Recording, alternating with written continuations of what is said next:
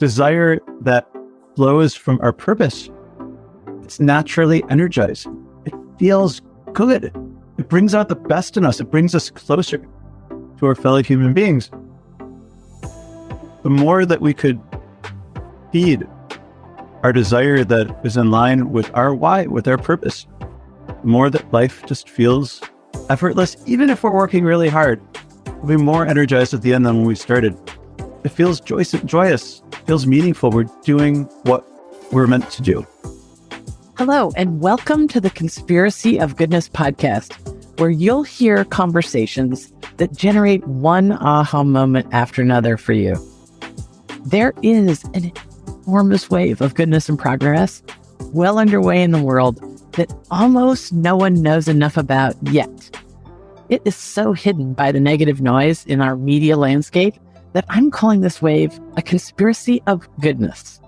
Yes, it is still an amazing world, contrary to what the news media would have us think. And on this podcast, I will introduce you to some of the people making it amazing. Hello, I'm Dr. Lynda Ulrich, founder of the Goodness Exchange. That's the mothership website of the Conspiracy of Goodness podcast. There you're going to find articles and interviews and videos and thousands of links to what's right with the world.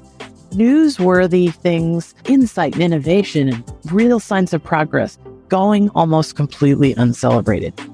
The purpose of this podcast and the website is to put a spring in your step again so that we can all live with a lot less fear and a lot more joy every single day. And we're going to get started on that right now with our amazing guest, Jonathan Domsky. Jonathan, welcome to the Conspiracy of Goodness podcast.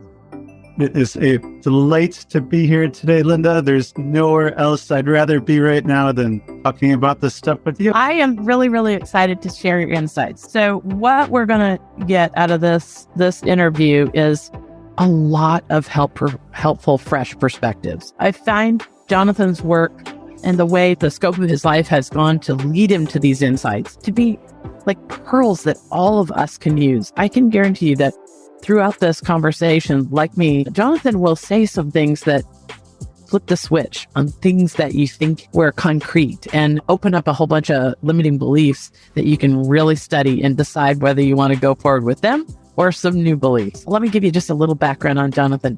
He's a former business executive who followed opportunity and the logical path for success, just what obviously anybody would do for 24 years until discovering what he was really built to contribute.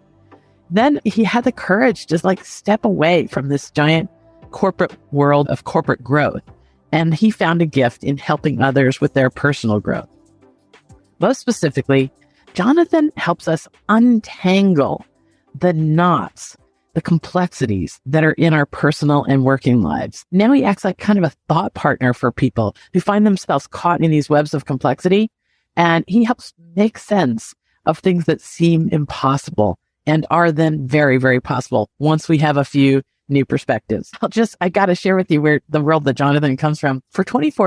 When he was 24 years old, he co-founded Kidorable. Now, that may not mean you, but you have seen this brand out in the world.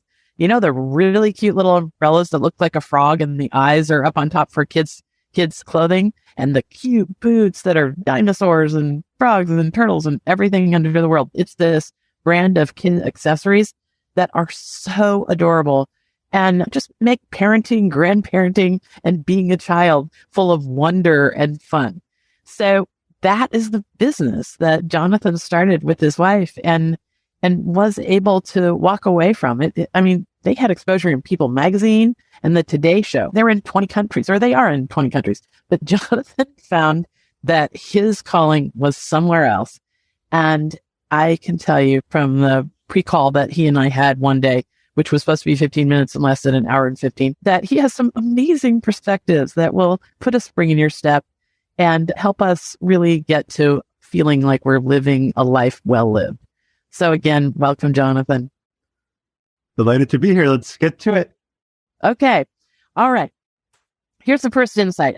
I might just rattle these off and let you pontificate here or there, but this is one that really impressed me, and so I chose it to come first. You say, what's in your life that you've chosen to accept that you would never have consciously chosen. No. All right. That was well into 45 minutes into our conversation that day when you and I were talking. But boy, I've been thinking about that a lot. What's in our lives that we chose to accept, but we never would have consciously chosen? Talk to us about this topic of how we got here, like right now in the seats we're sitting in. Sure. Well, Lynda, there's really only two reasons why people make changes in their lives. Either whatever is bothering them is so bad that they just want it to stop. They just want it to stop, stop hurting so badly.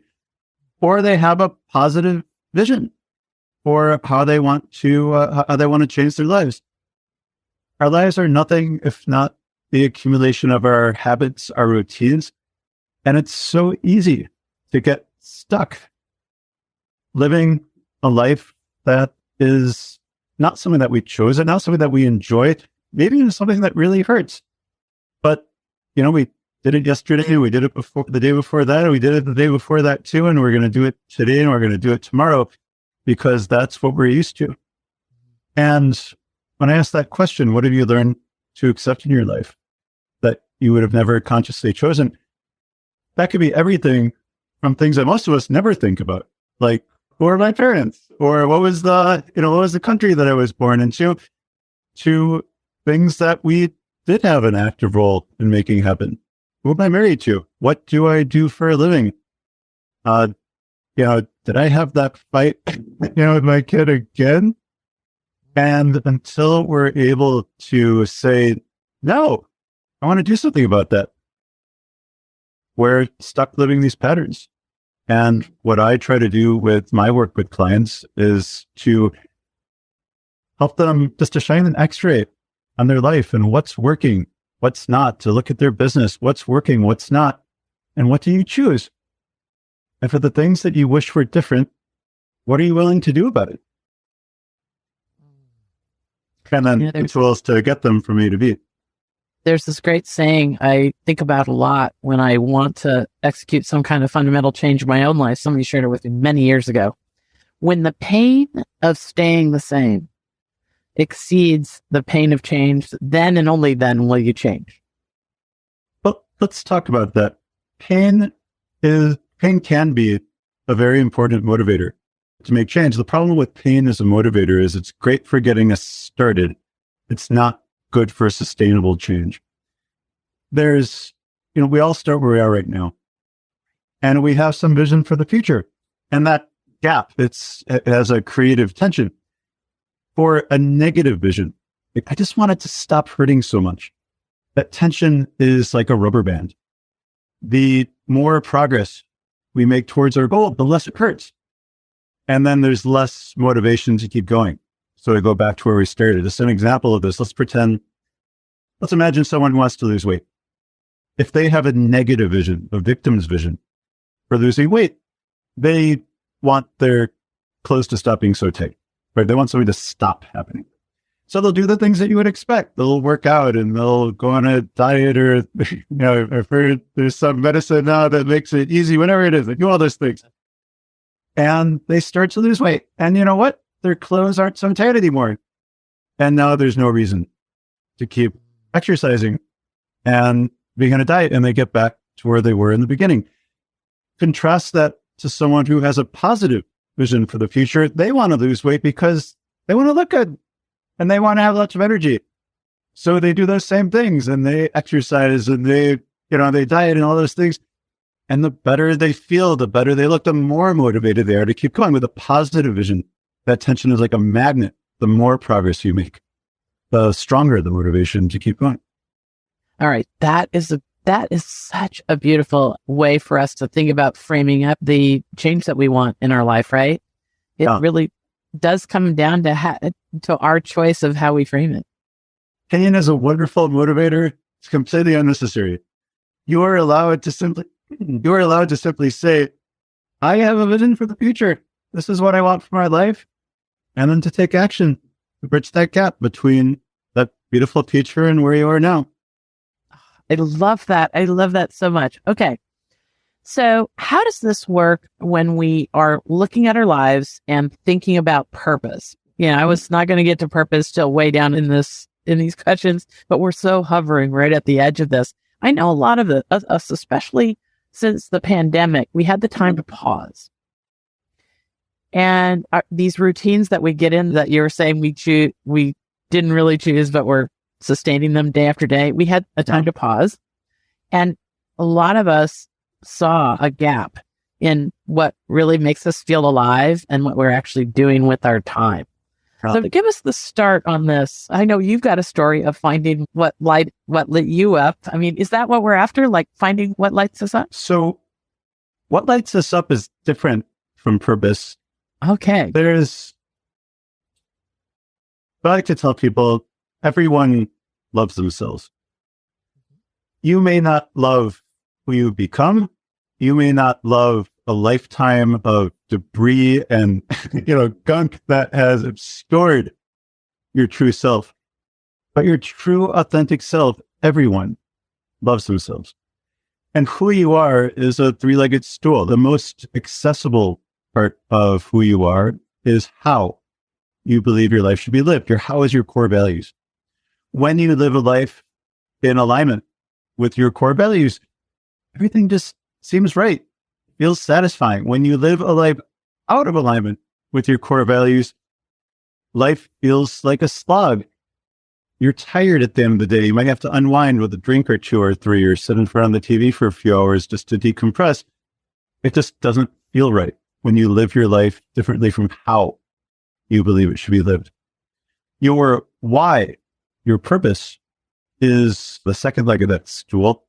Why you should be living the life that you live. There's many definitions of why. The one that I like is the intersection of how you feel compelled to show up in the world, with what you want to contribute, with the impact that you seek to make that just makes everything feel that it's the way that it should be. Now, how do you find out your why? The window to our why is through our stories. Write down just 2, 3, 5 sentences.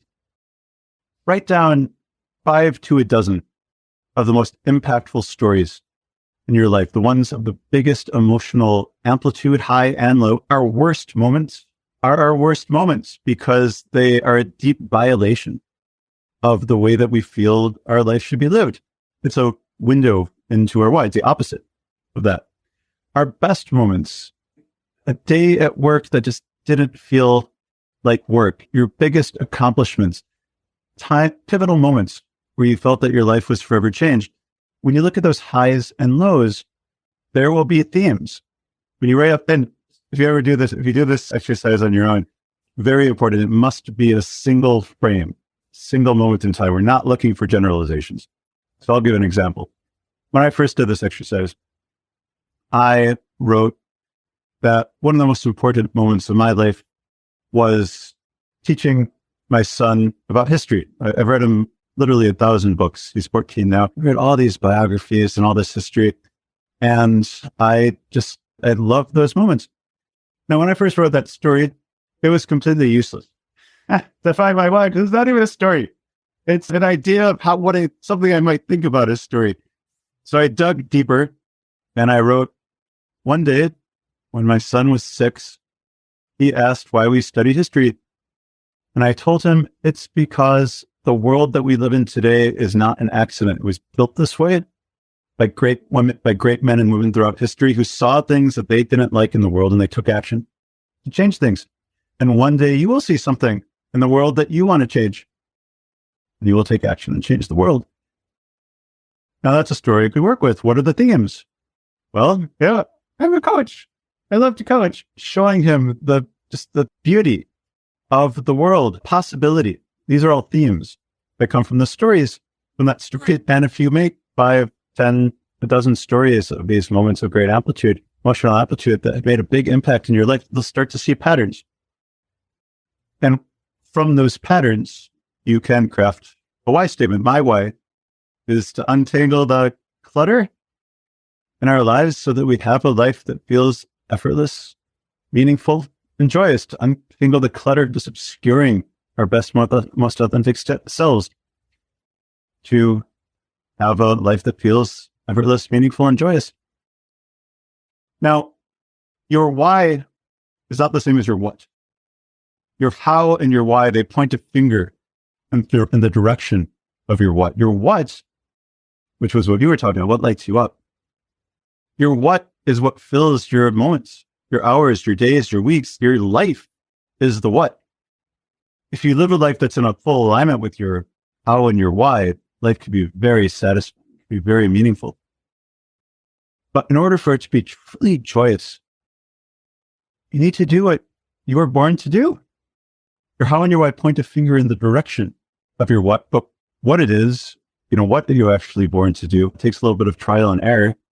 How do we as adults, let's get to this untangling part of things. Is this a good time to talk about the outward mindset? Because that's a concept I really love of yours. Now, so much of the trouble that we have in life, so much of the drama is our interactions with other people. The opposite of an outward mindset. And to be clear, I didn't invent this idea. This was popularized by a wonderful organization called the Arbinger Group. And they have a book called The Outward Mindset, which I highly, highly recommend. Okay. I've read over 3,000 books. There's maybe a couple dozen that have made a dramatic impact in my life. And this was one of them. That when I read it, I just felt like a secret of the universe was being revealed to me. And here's the secret, Lynda, in a nutshell. I'll start with the opposite of an outward mindset, which is an inward mindset. With an inward mindset, we are primarily concerned with our own needs, our own challenges, our own objectives. And when we think about other people, it's as vehicles to help us get what we want, obstacles that are in our way. And if they can't help us or hurt us, they are irrelevancies that don't matter at all. And if you think about how that shows up in your own life, and all of us have an inward mindset at one time or another, some more than others, it's a huge source of the conflict and dysfunction in our lives. Let's pretend, Lynda, that you and I are at the top of a hill, and I have a ball, and I push the ball down the hill. What's going to happen to the ball? It's going to roll right away. It's going to roll down the hill. You and I are at the top of the hill, and now I decide to push you down the hill. What's going to happen? I'm going to give you some friction. You're going to push back. Yeah. People are not balls. If I were to push on you, you would not say, "Oh no, Jonathan, push me down the hill." No, when you push someone, they push back. When you treat someone with an inward mindset, when you treat someone as an obstacle, when you treat someone as a vehicle, they push back. And you know what? They don't care at all about your needs, your objectives, your challenges. In contrast with an outward mindset, we see other people as people with not the same needs, challenges, objectives, but the value of their needs, challenges, and objectives is the same as ours. And if we could take the time to recognize that, to adjust our actions to actually help them achieve their needs, challenges, and objectives, then it opens up the space for collaboration. And we see this in families, we see this with friends, we see this in organizations, businesses. I'll share an example from my days running Conurable. So Conurable was built on small, independent mom and pop shops. And a really good account was $5,000. A real solid account would have been about $1,000 wholesale each year. So our salespeople had an inward mindset. They had an inward sales goal. Their goal was to sell $1,000 worth of product to our customers each year. And we were focused on our needs, our challenges, our objectives. Once it went out the warehouse door, what happened to it? Well, that's the customer's problem. That's not ours. Maybe 15 years ago, we changed our sales goal to an outward one, where now instead of it being our goal to sell $1,000 of product to our customers, we had it as our goal that our customers would sell $2,000 of our product to their customers. Now, standard retail markups is doubling. So if our customers sell 2,000, we've sold 1,000. The numerical goal didn't change. But when our goal became helping our customers sell, that changed everything. Because now, what did we need to do? Well, we needed to support our customers to sell more product. We gave them signage. We gave them sales training and information. We started a program called the Retailer Protection Program, where we would guarantee that our retailers would make money selling Cadorable. And then if they didn't, we would buy the product back. It de-risked them. It gave them the freedom to try a new product. If they tried 5 different products and 3 of them sold, we would buy back the 2 that didn't sell and we'd sell them 2 new ones. We wanted our customers to be successful by shifting from an inward concept, grasping mindset. What do we want? And moving towards how can we make our customers successful? It opened the space where it was a collaboration, where we were both going towards similar goals, and everybody was more successful than they would have been when it was just everybody out for themselves. And I love this concept you've got of us thinking about this grasping. How did you call it? A grasping goal. Talk to us about the grasping goals, because I can't go on LinkedIn or sometimes social media or just anywhere without just being bombarded by folks that have, this is such a good word, grasping goals. Well, this all ties back to purpose and what it means to have a life that is meaningful and joyous. For anyone who's explored Eastern philosophy, Eastern theology, we've come across this idea of non-attachment. That, desire is somehow the enemy. That is a gross simplification. Desire is what makes life worth living. Lynda, do you play any sports? Yes. What's the sport that you play? Yeah, I was a really, really high-level swimmer all through my teenage years. Or any sports that, if it's better for the analogy, any sport that has a ball. Let's pretend. Okay, yeah, I'm a big tennis player. Tennis, perfect. So if you're going to play tennis and you don't care, if you have the desire for the ball to go over the net, it's a pretty stupid game. Care about the ball going over the net. Where non-attachment comes in is that the instant that the ball leaves your racket, that's where you disattach from the result. Use the power of your senses and the feedback that you can gather in your analytical brain to say, if I shift my hand position or I use more power, that's going to affect how the ball goes. To improve, non-attachment only kicks in after the ball leaves the racket. Until that moment, have a goal to score a point. Have a goal to win the game. Have a goal to play at your best. This is what makes life worth living. But there's 2 kinds of desire. There is desire that is grasping.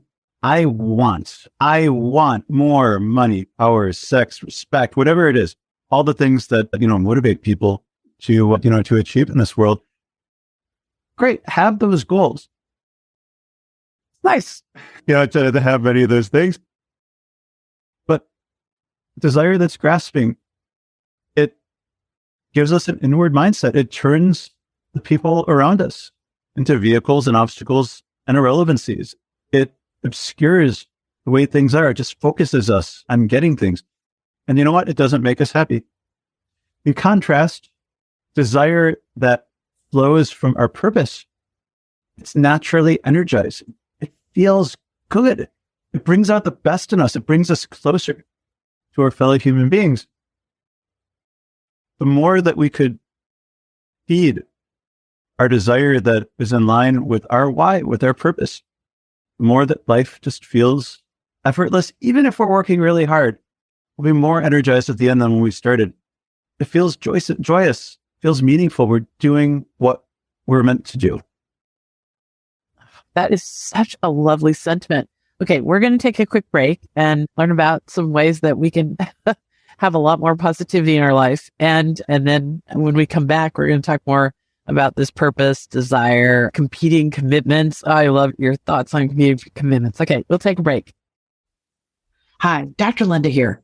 Many of you know that the mothership website of this podcast is called the Goodness Exchange. And there you can find articles, a video library, podcasts, and content collections that point to what's right with the world. You can visit every day and you'll find the antidote to all the negative noise out there in the world. Okay, that solves the problem in our personal lives. We can choose what to give our attention to every morning and end our day with something positive. But what about our work environments? We need to feel supported and come alive in those cultures. But that's becoming harder and harder when most of us go to virtual work. And many of us who are working with others still never have shared positive experiences with our colleagues. By definition, culture comes from shared experience. So employees find it harder and harder every day to create an environment that attracts and retains other great people. Well, enter the Goodness Exchange and our extraordinary content, which celebrates an enormous wave of goodness and progress well underway in the world that almost no one knows enough about yet. My team and I at the Goodness Exchange are making certain that employees of optimistic, values-driven companies have instant access to the positive news out there today, because science is telling us that it's time to start celebrating what's right with the world.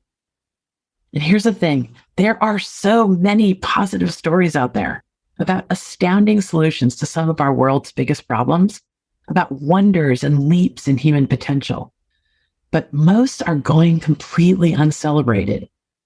Your culture can change that and can be changed by a new focus on goodness and progress. In fact, with all that negative noise out there, your work culture can be infused by a sense of flourishing. People can be sharing ideas and swapping stories of wonderful, ingenious solutions around the water cooler again. With instant access to good news, employees can stay on their feet and take turns being the one who makes opportunity out of setback. People who use the Goodness Exchange every day have a spring in their step. They radiate joy and confidence and creativity because they know a far more complete picture of what's going on in the world. If you'd like to chat about infusing the culture where you work with a tone of celebration, of goodness, and innovation and progress, let's hop on a Zoom. You can introduce us to your HR director or your chief of culture. You know, if used consistently, our content can give companies a way to turn something aspirational, like positivity, into a concrete way of being. Thanks. Talk to us at the Goodness Exchange about change and flourishing where you work. So we're back. Thank you for joining us, Jonathan Domsky.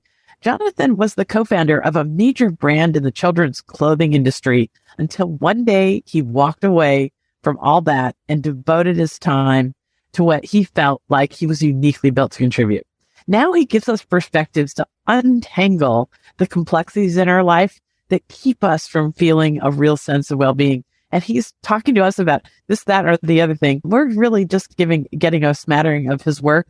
And at the end of the show, he'll tell us how we can connect further. But Jonathan, thank you so much for helping us drill down past some of these I would say these surface assumptions that we're making about what's possible for ourselves. Is that a decent way to describe?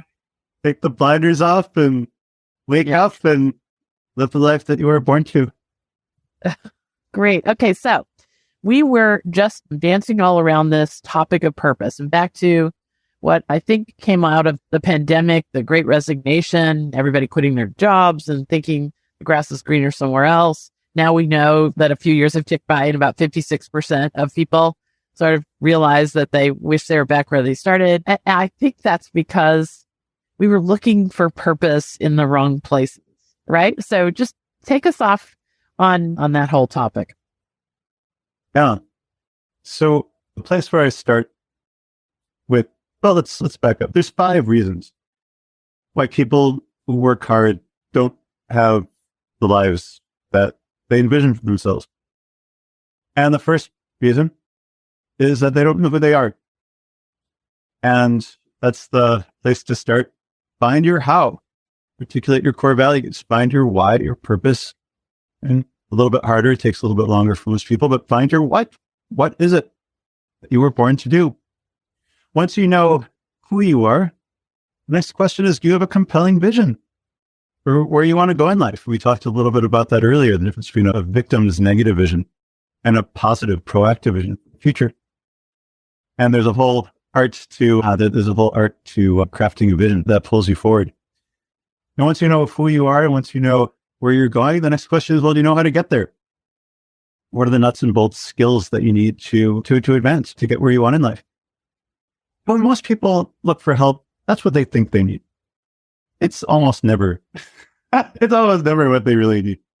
Maybe a little bit of skills building here and there, but the answer is almost always somewhere else. If it was as simple as, I just need to learn Excel and then I'll live the life of my dreams, you would have figured that out a long time ago.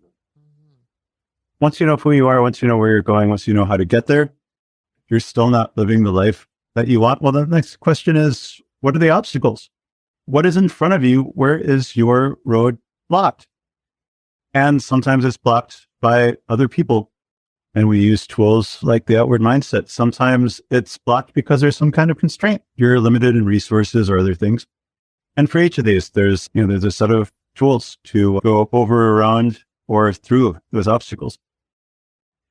And then lastly, if you already know who you are, if you know where you're going, if you know how to get there, if you removed all the obstacles in front of you, and still you're not making the progress that you want, well, then the problem is in here, usually in the form of a self-limiting belief or a competing commitment that is preventing you from moving forward. It's one step forward, it's one step back. You're sabotaging yourself.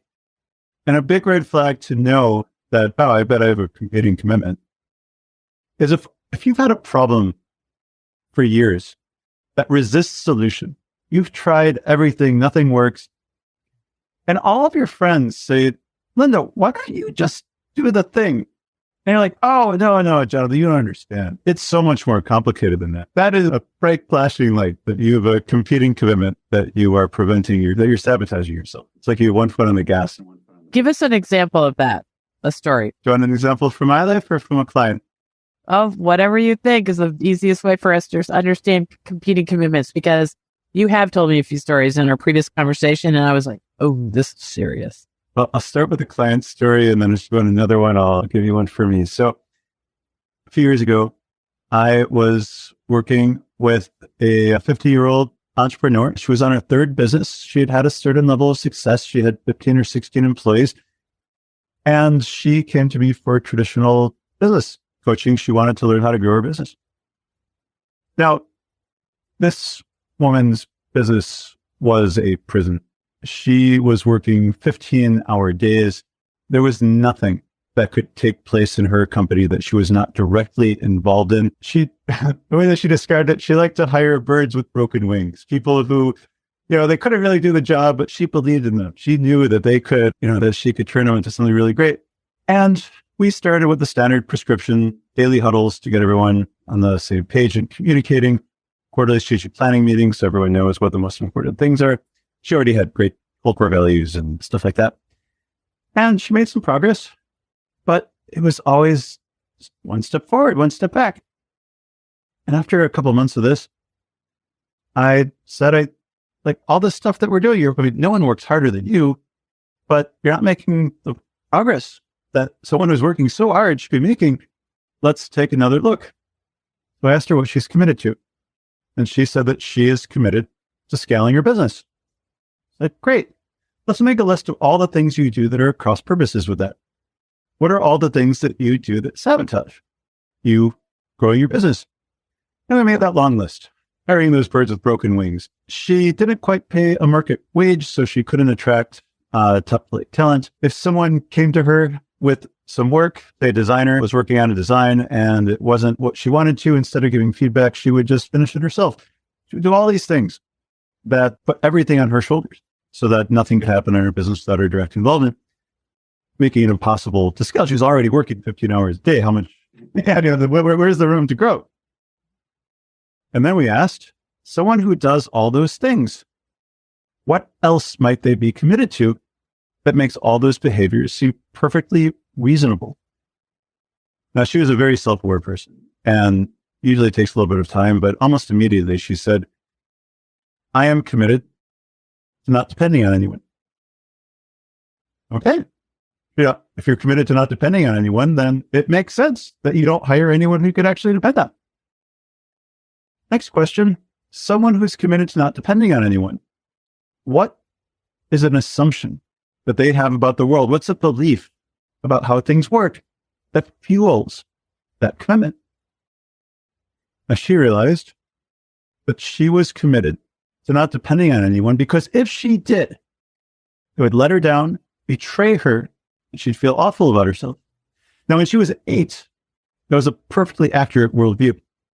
But as a successful 50-year-old entrepreneur, it was absurd. Now, our conscious minds are like an ant riding the elephant of our subconscious. There is no way that the ant could say could say to the elephant, just stop it. Like, change direction. It's impossible. The most that the ant could do is say, hey, look over there, and hope that the elephant turns its head and notices something. So the way that we do this is simple tests, little reality checks to see if this belief is actually true. Maybe it is true. Maybe if she depended on people, they would betray her. She'd feel terrible about herself. And because that's a possibility, we're going to start with something really small, a super safe, low-risk test. She decided that she was going to ask her assistant to order lunch without asking her, what she wanted. And she decided that she was going to ask her husband to take out the garbage. Simple ways to depend on other people that if it blew up in her face, the stakes were low. It didn't really matter. Okay. And it turned out all right. And then she did some bigger risks and some bigger ones, and things really seemed to shift in our company. She made a lot of progress, and it was about a month later. We did a 3 p.m. coaching call. She comes in and she's just at her wit's end. She's angry at her staff. She's like, these people, they can't do anything right. It was 3 p.m. She had a chance to pee it. She hadn't had a chance to have breakfast. I'm just getting this angry, dealing with fires all day. I calmed her down. I told her to take a 10-minute break, go to the bathroom, eat something, come back.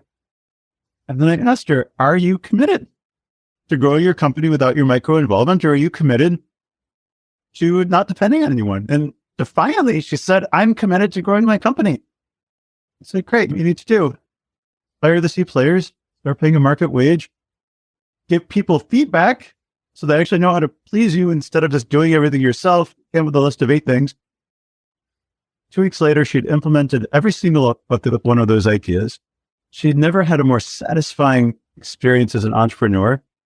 And a month later, she took a 3-month sabbatical. She walked away from her business. This woman who was used to spending 15 hours each day so that her business didn't fall apart, walked away for 3 months. And it was all there and had grown when she came back. And then it was only possible once she got rid of this competing commitment, because once the belief evaporated in the sunlight, there was nothing left to fuel the competing commitment.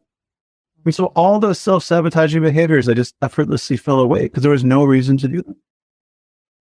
Now, this competing commitment thing, that could take some time for us to sort out, but would it be simple enough to say, you recognize something that you just think you desperately want in your life. Yeah. And then step 1 is to just realize that there's a reason why it's not happening. You're throwing yourself at a door that's not opening. If you work hard at something and you've made no progress, maybe for a decade or more, it's not the problem. Yeah. The problem is not in front of you. The problem is between your ears. You're almost certainly sabotaging yourself. Now, sometimes the problem is in front of you. And it's so here's another one of my favorite tools. So it's called a we can if. So let me ask you a question, Lynda. How long does it take you to use the first 80% of a tube of toothpaste?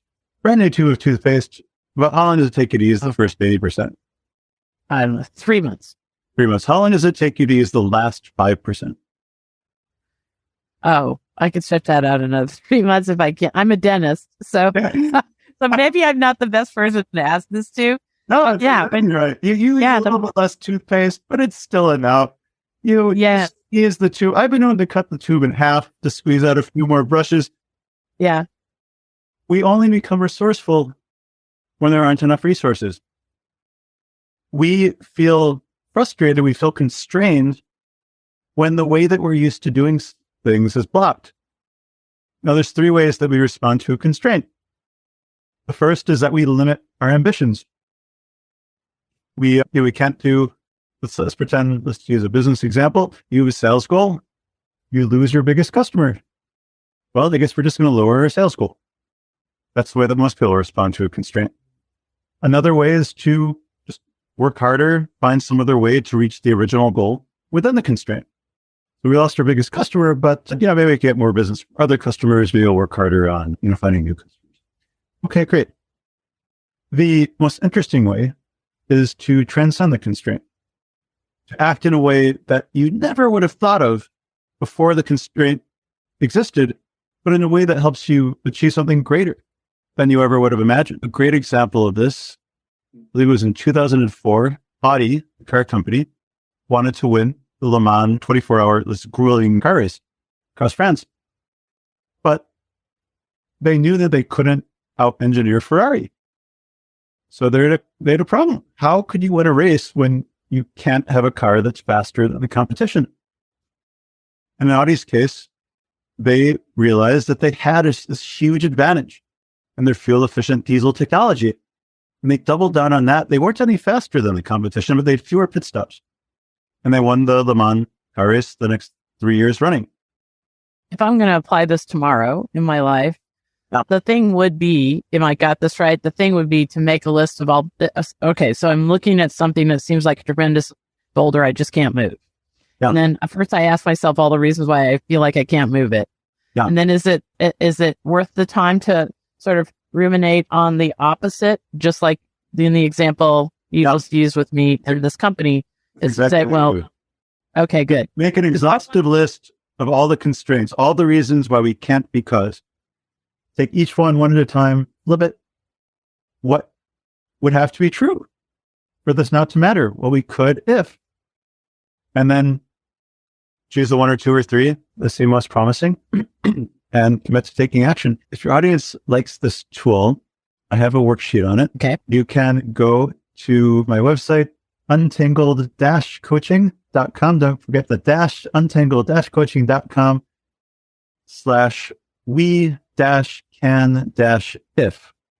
And you can download the worksheet that walks through this process. And I'm going to just tell people right now, you don't have to go grab a pen. We're going to put all the links to anything Jonathan wants to link us to and the things that we've mentioned in this podcast in the show notes at the Goodness Exchange.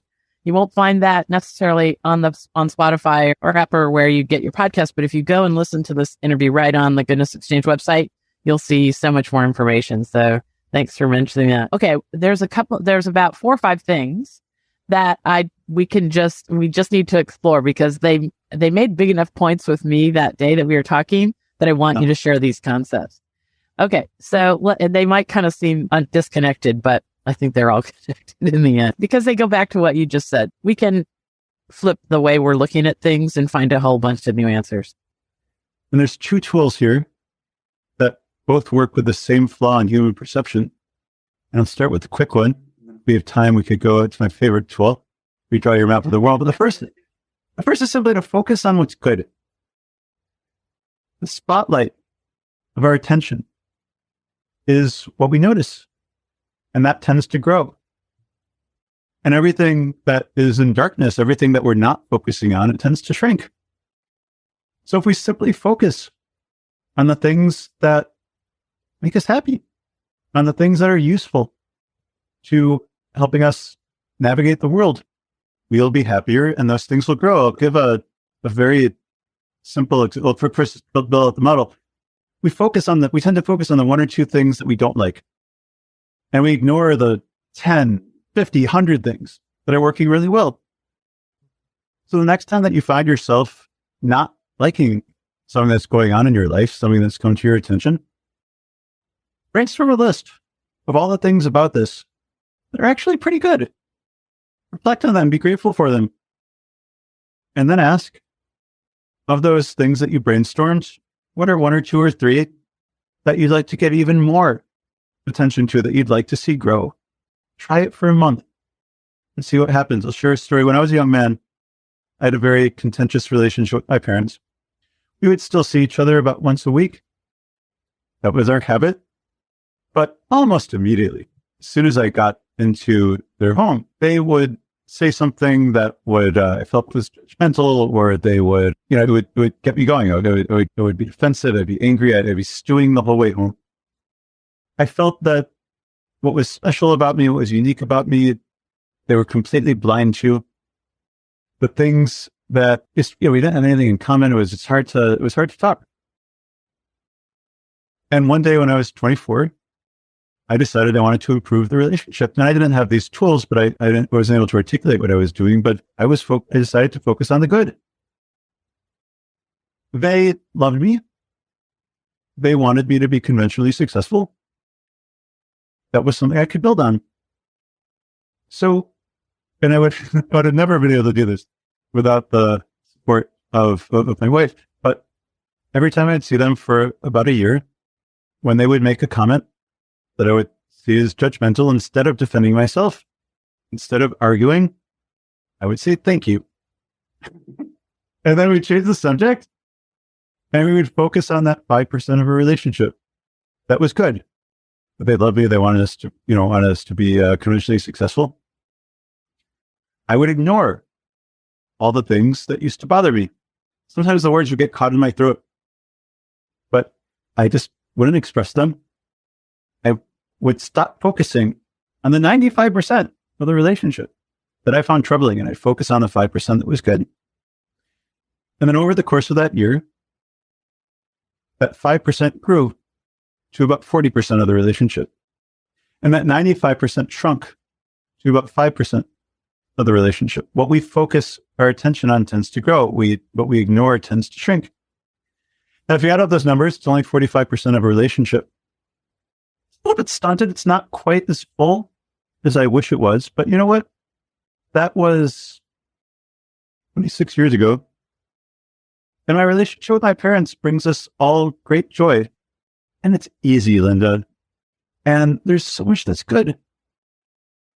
And it came from simply focusing on the parts of the relationship that were good at letting them blossom, and letting the parts that I didn't like as much wither. Now they're still there. They're a shadow of what they used to be, and they just don't bother me. And that's an example of focusing on the good. I just can't, because that's what I do with the goodness exchange. I can't help but draw the parallel in the message that we're trying to put forward at the goodness exchange, is that what you give your attention to expands, and that it is the same way when we look at our phones in our hands. If we are focusing, if we allow ourselves to be clicking and scrolling and stopping on the negative stuff, then that's what we see more of. You're allowed not to read it. You're allowed not to click on it. Yes. So just pause and ignore about 80%. That's the TEDx talk that I've done. That's the exact advice I give people. Pause before you click on anything. Ignore 80% of what you would have given your attention to, and seek signs of goodness and progress. I mean, I'm just realizing now how much you and I are on the exact same page on this. There's 4 shifts. The first one is pause. The second one is ignore more. The third one is seek signs of goodness and progress. And the fourth one is share it. Is there some component that you also added to this relationship with your parents, so that you focused on sharing the things that you knew were going to be winners? Yeah, absolutely. I knew that we could always have a good conversation about my career. I knew we could always have a good conversation, but they wanted me to be happy. The things that they wanted for me weren't necessarily the things that would make me happy, but they genuinely wanted me to be happy. Yeah. We focused on that. And we just stopped talking about stuff that was contentious. You talked about politics earlier. You don't want to fight with your family about politics. Don't talk about politics. I mean, there's so much more to talk about. Like, why do you need to focus on that? It's not like anything's going to change. We read a book about a year ago that asked the question, when's the last time you actually read something in the news that caused you to take action? And at the time, I used to spend about 2 hours a day reading news.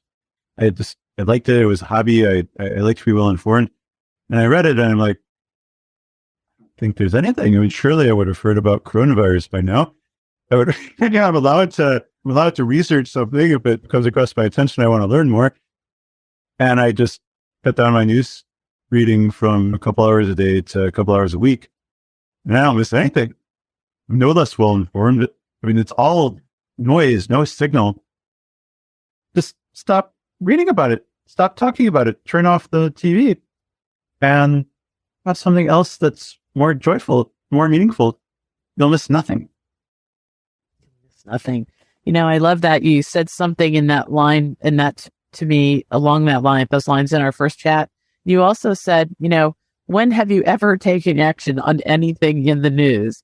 Yeah. But the opposite is, think about how we are still reading books that are 2,000 years old because they are full of timeless wisdom. Like, yeah.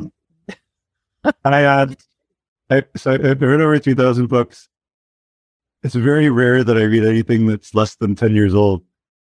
And I much prefer it if it's 50 or 100 or 1,000 years old, because it must be good. People are still reading it. And it's going to be, it's going to be worthwhile. That's lovely. Okay. So I want you to comment on a few more things. So there's this sentence that we all say to each other when bad things happen to good people, or let's say after we put some distance between us and a really bad thing that happened or something we labeled as bad. Yeah. This everything happens for a reason. How does that statement strike you? So it's a problematic statement to say that everything happens for a reason. It seems, well, let's say at the very least, it's beyond our understanding to say that, a baby who is born with some horrible, painful disease, that this happens for a reason. The way that I prefer to look at things is that life is a curriculum perfectly designed to work out our purpose. This moment, this one, is inevitable. There is nothing we could be doing to change this moment. We could take action to change the next one. But this moment, it's here. And there's nothing we could do about it. And if that's true, and it is, then, well, what do we do with that fact that this moment is inevitable? Well, I ask, who is it that I need to be? What is it I need to learn? What's the action that I need to take in order to fulfill my vision, in order to live a life that feels effortless, meaningful, and joyous? Because that is the measure of our success in life. The extent to which it's, we can navigate life's ups and downs. Are you on a path that feels more meaningful now than it did a year ago? Are you happier now than you were a year ago? I mean, are you happier now than when you were 5 years old? For most people, the answer, sadly, is no. We think that after however many decades of learning what makes us happy, we'd be pretty good at it by now. But, for most people, it doesn't work out that way. But people have been having this conversation for 5,000 years. What does it take to live a meaningful and joyful life? And my favorite tool that exploits that same limit in human perception that we were talking about earlier is redraw your mental maps. So the way that it works is we start with a thought that causes us stress or suffering, because these thoughts only harm us when we believe them. You and I talked about minding the gap, like the gap between the stories we're telling ourselves and what's actually real or possible or even probable. I mean, usually we tell ourselves stories to, because it's the craziest thing we can think of. Again, we're all stuck in this sort of weird, elevated mindset of chaos. Talk to us about the stories we're telling ourselves as we wrap up. So there's a lot there. The first thing I'd say is that to a large extent, our stories don't matter. When we were talking earlier about, how do you change reality? You start by where you are right now, and you look at where you want to go, and you just notice what's missing, and then you take steps to bridge that gap. Nowhere in that is, how did I get to where I am right now? That story may be interesting. It may be insightful. It's largely irrelevant. Going back to the competing commitment story, that I told you about, that entrepreneur whose business had become a prison, who had a competing commitment and a hidden belief that she wasn't willing to depend on anyone, because if she did, they would betray her, make her feel terrible, and let her down. Now, it's true that that belief was formed when she was a young girl and she had an emotionally abusive father and all the rest. And that's tragic. And I mean, heal that. With all seriousness, see a therapist, heal those painful memories. But just to say, like, oh, the reason why I am, who I am today, the story, the reason it's all my dad's fault. Who cares? You're a 50-year-old woman. Like, how cares what your dad did, 40 years ago? It's completely irrelevant. All that matters is, where are you right now? Where do you want to go? The story of how you got here doesn't matter. This moment, this one, is inevitable. All we need to do is look at the gap. What's missing? Who do you need to be? What is the action you need to take? What is it that you need to learn? That story may be interesting. It does not define you. I guess that's all I'll say about that. We could talk for hours. Really is. I know. Okay. So we've got to wrap up, and I can't thank you enough for coming and just getting our minds open in all these new directions. Where can people connect with you? Where's the best way? Well, again, we're going to put it in the show notes, but if people are in a position to grab a pen, how can they connect with you and continue on with your insights? Well, the easiest way is to go to my website, untangled-coaching.com. Don't forget the dash.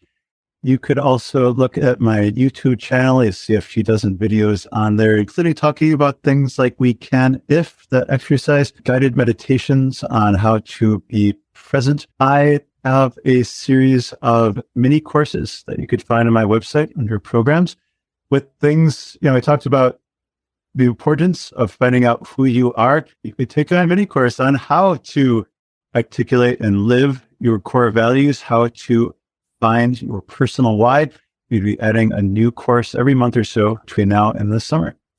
Yeah, I wanted to dive way deeper into that at the beginning of the show when we were talking about there, because I did feel like we absolutely did the mountaintops today. But I know now, after being in conversation with Jonathan now we've spent maybe 3.5 hours together. If you count the last time we talked, Jonathan has some really insightful ideas that will open up windows and doors for you and lead to landscapes of a life well lived that I know he's one of those guides that can take us on a little journey we couldn't have gone on without him. We've just scratched the surface, Lynda. So I feel like we could talk all day, and I'd like to continue the conversation sometimes. Okay, we will. Thank you so much. Remember to join us at the Goodness Exchange, where people with good intention and good ideas from all over the globe are gathering. We're coming together there on the Goodness Exchange to find each other and become multipliers for the best that's in our world and our better impulses. I hope that all the connections that Jonathan and I shared for the Goodness in Progress will carry you through your week, and you will start finding all the joy and wonder that we've been talking about. Thanks.